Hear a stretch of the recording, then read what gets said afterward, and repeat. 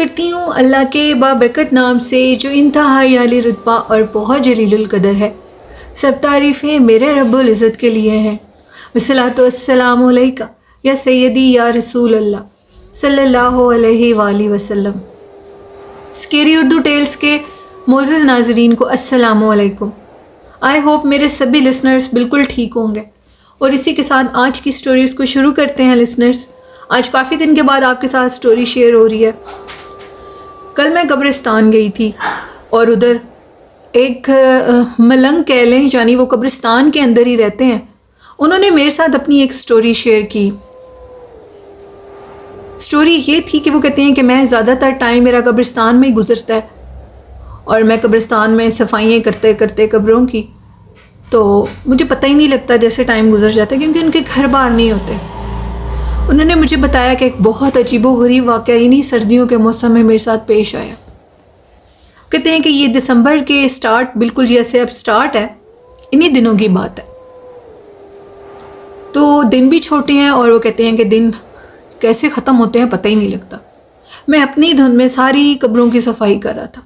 صفائی کرتے کرتے کرتے جیسے ہی میں آگے گیا تو مجھے ایک عجیب و غریب قسم کی مخلوق نظر آئی۔ میں بالکل قبرستان کے اینڈ پہ چلا گیا۔ ٹائم تقریباً 5:45 بجے کا تھا، اندھیرا بالکل ہونے والا تھا۔ تو میں نے دیکھا کہ ایک عجیب و غریب قسم کی چیز ہے جو کہ پیروں کے بل رینگ رہی ہے، اور رینگتے ہوئے ایک درخت کے اوپر چڑھتی جا رہی ہے۔ اس مخلوق کو دیکھنے کی دیر تھی تو میں کافی خوف زدہ ہو گیا، ڈر گیا، اور خوف کے مارے پیچھے ہو گیا۔ ابھی میں پیچھے ہونے ہی لگا تو میں پیچھے والی قبر کے اوپر جا گرا، کیونکہ میں نے اس مخلوق کو دیکھا، شاید وہ مجھے اپنی طرف متوجہ کر رہی تھی کہ میں اس ٹائم پر قبرستان کے بالکل سنسان حصے کی طرف آ گیا ہوں، جہاں پر کوئی بھی نہیں ہوتا، بہت کم لوگ جاتے ہیں۔ وہاں پر قبریں اتنی بوسیدہ اور پرانی ہیں کہ آپ سوچ بھی نہیں سکتے۔ پھر وہ کہتے ہیں کہ میں جلدی سے ادھر سے واپس آ گیا۔ یہ ایک چھوٹا سا واقعہ تھا، وہ کہتے ہیں کہ سائیں لوگ ملنگ تھے وہ، جنہوں نے میرے ساتھ شیئر کیا۔ بڑھتے ہیں آج کی دوسری خوفناک کہانی کی طرف۔ یہ خوفناک کہانی طلت نے فیصل آباد سے شیئر کی ہے۔ طلت کہتے ہیں کہ یہ سردیاں تو اس دفعہ اس قدر سخت ہیں کہ انسان اپنے کسی کام کے سلسلے میں بھی گھر سے باہر جاتے ہوئے 100 دفعہ سوچتا ہے۔ مجھے ایک کام تھا اور اپنے دوست کی طرف جانا تھا، تقریباً 10:30 بجے کا ٹائم تھا۔ میں ادھر سے واپس آ رہا تھا تو وہ کہتے ہیں کہ پچھلے مہینے کی یہ بات ہے، 10:30 بجے کا ٹائم تھا اور میں واپس آ رہا تھا۔ شدید اس دن سردی تھی، اور اس سردی میں موٹر سائیکل چلانا میرے لیے ایک بہت مشکل کام تھا۔ میں اپنی گلی کے کونے پر آیا تو ہماری گلی کے درمیان میں نے ایک عجیب و غریب مخلوق کو دیکھا، کیونکہ وہ کہتے ہیں کہ ہمارا گھر ایک گاؤں کے قریب ہے، ادھر ایک ٹاؤن سوسائٹی بنی ہے جس میں ہم لوگ رہتے ہیں۔ میں نے وہاں پر دیکھا، نہ تو وہ عورت لگ رہی تھی نہ وہ مرد، اس کی عجیب سی شکل تھی۔ وہ ایک کتے کو اس طرح کھا رہی تھی وہ مخلوق کہ جیسے پتہ نہیں وہ کیا چیز ہے۔ وہ انسان تو نہیں تھا، اس کے دانت بہت لمبے لمبے تھے۔ ایک خالی پلاٹ کے بالکل سامنے سینٹر میں، روڈ کے سڑک کے درمیان میں سنسان وہ جگہ ہوتی ہے۔ 9:30 بجے ہمارے ادھر ٹاؤن میں وہ کہتے ہیں کہ شاپس بند ہو جاتی ہیں۔ خود سوچے کہ اگر 9:30 بجے شاپس بند ہو جاتی ہیں تو 10:30 پونے 11 بجے ٹاؤن کا منظر کیا ہوگا۔ وہ خوفناک مخلوق میں نے دیکھی، اور دیکھنے کے بعد وہ ایسے اس کی لائٹ کے اوپر میری موٹر سائیکل کی لائٹ کو دیکھ کر وہ ڈر گئی، چونک گئی کہ کہیں اسے کسی نے دیکھ نہ لیا، اور وہ اس کو کتے کو ایسے اس کی گردن کو منہ میں دبوچے وہ اندر چلی گئی، یعنی اس پلاٹ کے اندر۔ میں نے اپنے امی ابو کو بھی جا کر یہ بات بتائی تو انہوں نے کہا کہ یہ بیٹا یہ قدیم جگہیں ہیں، پرانے گاؤں ہوتے ہیں جن کو وہ مسمار کر کے ادھر نئی سوسائٹیز بنا رہے ہیں، جس کی وجہ سے تمہیں یہ چیز نظر آئی۔ آئندہ سردیوں کے موسم میں رات کے ٹائم تم اتنے مت جانا۔ تو یہ طلت کا ایک خوفناک واقعہ تھا۔ اب جو نیکسٹ ہارر سٹوری ہے وہ میرے ساتھ سرگودا سے عمران نے شیئر کی ہے۔ عمران جو کہ 16ویں رسالے رہتے ہیں اور اپنی خوفناک کہانیاں میرے ساتھ شیئر کرتے ہیں۔ وہ کہتے ہیں کہ جو بڑا مین قبرستان ہے، جس کا غالباً ابھی میں نے بھی ذکر کیا تھا، جہاں میرے والد صاحب کی اور میرے دونوں ماموں کی، نانا نانی کی قبر ہے، وہی بڑا ایک قبرستان ہے سرگودا کا جس کا انہوں نے ذکر کیا۔ انہوں نے کہا 16واں رسالہ بالکل قبرستان کے سیدھے روڈ کی طرف جاتا ہے۔ جس کی ایک طرف کچی 39 کا راستہ ہے اور ایک طرف 16ویں رسالے کا۔ مجھے کچھ لکڑیاں خریدنی تھیں۔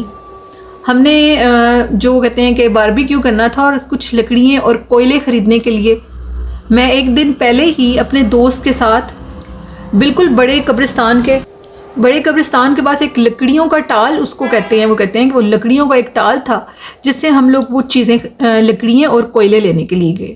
لیکن انہوں نے ہمیں کہا کہ ہمارے پاس لکڑیاں تو ہیں لیکن کوئلے نہیں ہیں۔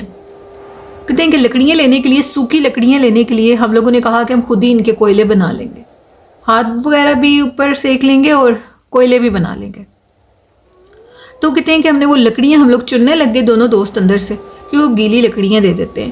تقریباً وہ کہتے ہیں 7:30 8 بجے کا ٹائم تھا، شدید سردی تھی، اور وہ کہتے ہیں کہ یہ بات بھی 3-4 دن پہلے کی ہے۔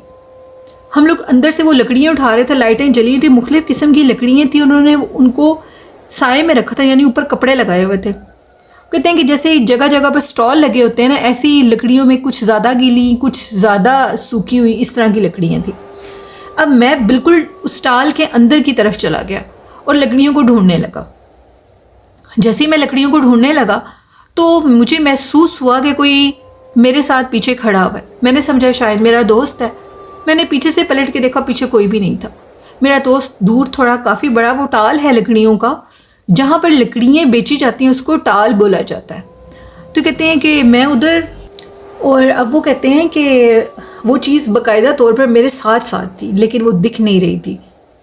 میں نے لکڑیاں لیں اور لکڑیاں لے کر ہم لوگوں نے اپنی ڈگی میں رکھی گاڑی کی اور گھر کی طرف چلے گئے۔ کوئلوں کی اب ہمیں ضرورت نہیں تھی کیونکہ لکڑیاں کافی سوکھی مل گئی تھیں۔ کہتے ہیں ہم اپنے چھت پر ان لکڑیوں کو لے کر گئے اور آگ جلانے لگے۔ مجھے وہی خوشبو جو کہ ادھر آ رہی تھی، وہ ایک عجیب و غریب خوفناک خوشبو تھی، اتنی عجیب تھی، وہ گندی سمیل، وہ کسی انسان سے نہیں آ سکتی، وہ کسی عجیب سے جانور کی سمیل تھی۔ میرے ابو نے مجھے کہا ہو سکتا ہے کہ یہ خوشبو ان لکڑیوں، یہ جو بھی سمیل ہے یہ اس لکڑی سے آ رہی ہو۔ تو میں نے ان سے کہا کہ یہ لکڑی کی سمیل نہیں ہو سکتی، جہاں سے میں نے یہ لکڑیاں لی ہیں وہاں پر بھی یہ سمیل نہیں تھی، تو یہ سمیل کسی اور چیز کی ہے۔ باقاعدہ طور پر کوئی میرے پیچھے چہل قدمی کر رہا تھا لیکن اس کی آواز صرف میرے تک تھی، کسی اور کو وہ آواز نہیں آ رہی تھی۔ اللہ ہی بہتر جانتا ہے کہ وہ کیا چیز تھی، وہ کیا مخلوق تھی۔